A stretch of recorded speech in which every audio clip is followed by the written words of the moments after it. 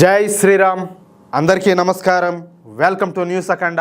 నేను మీ కస్తూరి శ్రీధర్. మిత్రులారా, మావోయిజం అనేది చైనా విప్లవ నేత అయినటువంటి మావో జెడాంగ్ సిద్ధాంతాల ఆధారంగా రూపొందినటువంటి ఒక దిక్కుమాలినటువంటి రాజకీయ భావజాలం. మన భారతదేశంలో దీనిని నక్సలిజం అని చెప్పి కూడా పిలుస్తారన్నమాట.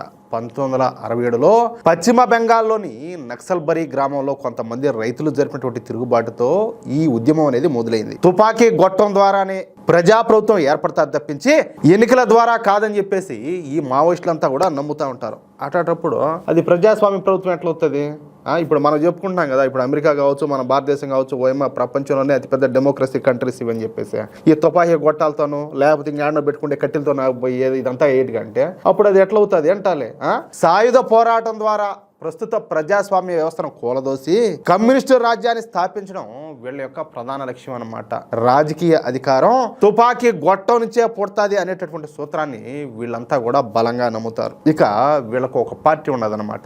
దాని పేరే భారత కమ్యూనిస్టు పార్టీ, అంటే మావోయిస్ట్ పార్టీ అన్నమాట. ఇక నగరాలలో ఉండేటటువంటి అర్బన్ నక్సలైట్లు అమాయక గిరిజనులు తీసుకొని పోయి వాళ్లకు మన దేశం పైన విషాన్నంతా కూడా నూరిపోసి వాళ్ళ చేతులకు ఆయుధాలు ఇచ్చి జనాలను, పోలీసులను, కేంద్ర బలగాలను చంపని చెప్పేసి పంపిస్తూ ఉంటారు. వీళ్ళు మాత్రం సిటీలలో ఉంటా విలాసవంతంగా జీవిస్తా అన్ని సౌకర్యాలను కూడా పొందుతూ ఉంటారు. ఈ అర్బన్ నక్సలైట్లు మేధావులు, విద్యావేత్తలు, జర్నలిస్టులు లేదా సామాజిక కార్యకర్తలుగా సమాజంలో ఉంటా ఈ మావోయిస్టు సిద్ధాంతాలను అయితే ప్రచారం చేస్తూ ఉంటారు. ఇకపోతే ప్రభుత్వం నుంచి అన్ని రకాల సౌకర్యాలను పొందేటటువంటి ఈ అర్బన్ నక్సలైట్లు మళ్ళీ ప్రభుత్వాల గురించే వ్యతిరేకంగా మాట్లాడుతూ ఉంటారు. నగరాల్లోని కార్మికులను అలాగే విద్యార్థులను ఆకర్షించడం ద్వారా విప్లవానికి నాయకత్వాన్ని అందించడం అనేది వీళ్ళ యొక్క ముఖ్య ఉద్దేశం అన్నమాట.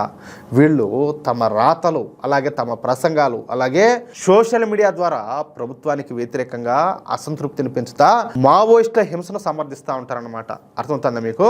అంతేకాకుండా అడవుల్లో ఉన్నటువంటి మావోయిస్టులకు నిధులు సేకరించడం, అలాగే ఆయుధాల సరఫరాలో సహాయపడడం, అలాగే కొత్త సభ్యులను చేర్చుకోవడం వంటి పనులన్నీ కూడా చేస్తూ ఉంటారు. అందుకే ఈ మధ్యన మన ప్రధాని మోడీ గారు ఇటీవల ప్రసంగాల్లో అడవుల్లో నక్సలిజం తగ్గుతుందని, కానీ నగరాల్లో అర్బన్ నక్సలైట్లు కొత్త రూపంలో పుట్టుకొస్తున్నారని, వాళ్ళను గుర్తించి వాళ్ళ ముసుగులు తొలగిస్తామని చెప్పేసి ప్రమాణం చేశారు. అసలు చేయాల్సిన పని ఏంటంటే ఇదే.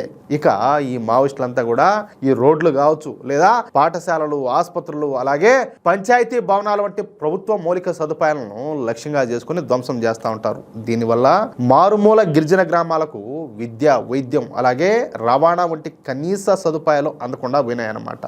భద్రతా దళాలు అలాగే మావోయిస్టుల మధ్య జరిగేటటువంటి ఘర్షణలో అమాయక గిరిజనులంతా కూడా బలైపోతారు. అంటే గిరిజనులను ముందు పెట్టి ఈ మావోయిస్టులు తప్పించుకుంటారన్నమాట.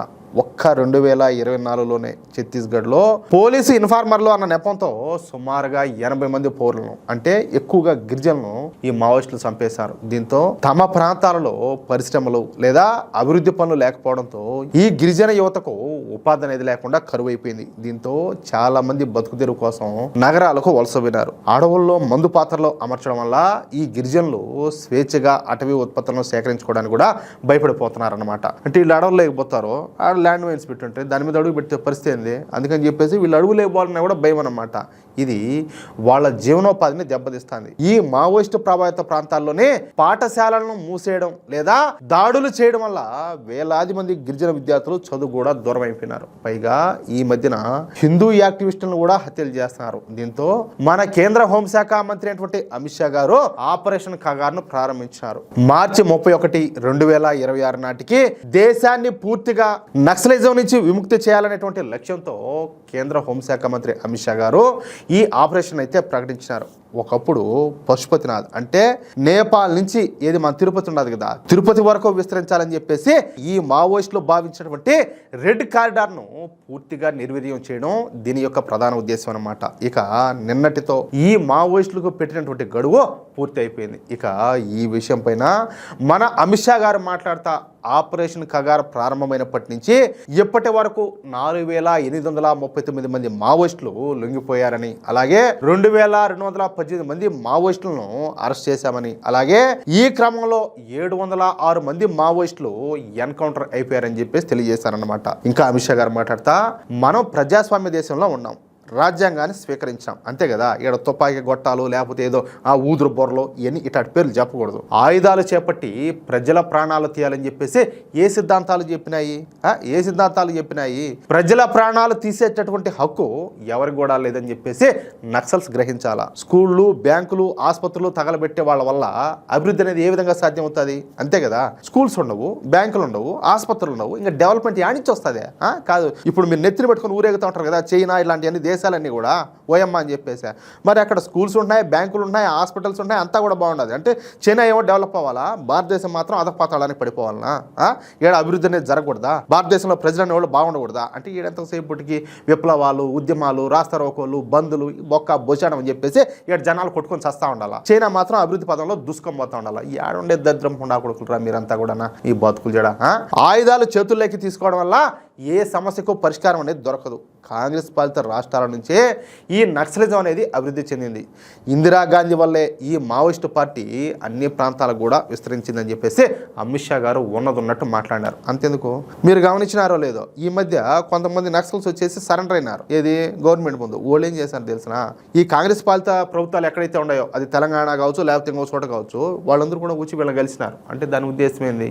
ఒకసారి మీరు కూడా ఆలోచించండి. సైనిక బలగాలు, పోలీసులు, అలాగే పోలీస్ స్టేషన్ల పైన దాడి చేసి వాళ్ళు ఆయుధాలు దోచుకోపోయినారు. నక్సల్స్ దగ్గర ఉన్నటువంటి వాటిలో 52% ఆయుధాలు పోలీసుల నుంచి దోచుకెళ్ళినట్టే అని చెప్పేసి అమిత్ షా గారు పేర్కొన్నారు. ఇప్పుడు ప్రతి ఒక్కరు కూడా అభివృద్ధి గురించే ఆలోచన చేస్తున్నారు. అయితే మావోయిస్టుల ఎజెండాలో అభివృద్ధి అనే పదమే లేదు. వాళ్ళ ఉనికి కోసమే వాళ్ళు పోరాడుతున్నారని చెప్పేసి అమిత్ షా గారు పేర్కొన్నారు. వాస్తవం కదా.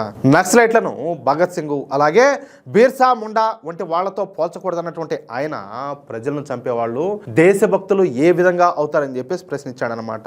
నక్సలైట్లు తమ సిద్ధాంతాలను విదేశాల నుంచి దిగుమతి చేసుకుంటున్నారని, వాళ్లకు ఆదర్శం భారతీయులు ఎవరు కూడా కాదని, వాళ్లకు మావో ఆదర్శం అని చెప్పేసి అమిత్ షా గారు స్పష్టం చేశారు. ఆయుధాలు చేతుల్లోకి తీసుకోవడం ఏ సమస్య కూడా పరిష్కారం కాదని చెప్పేసి అమిత్ షా గారు కొండ బద్దలు కొట్టేశారు. కాంగ్రెస్ పాలిత రాష్ట్రాల నుంచే ఈ నక్సలిజం అనేది అభివృద్ధి చెందిందని, ఆయుధాలు చేపట్టి ప్రజల ప్రాణాలు తీయాలని చెప్పేసి ఏ సిద్ధాంతాలు చెప్పినాయని చెప్పేసి అమిత్ షా గారు ఆగ్రహం వ్యక్తం చేశారు. అలాగే మేము వచ్చినటువంటి 12 ఏళ్లలో నక్సలిజాన్ని పూర్తిగా నిర్మూలించినాం. రష్యాలో కమ్యూనిస్టులు అధికారంలోకి వచ్చాక ఇండియాలో సిపిఐ అనేది ఏర్పడింది. సిపిఐ ఏర్పాటు వెనుక రష్యా కమ్యూనిస్టుల హస్తం ఉందన్న వాదన కూడా ఉన్నది. ఈ కమ్యూనిస్టులు ఆంగ్లేయులను కూడా సమర్థించారు.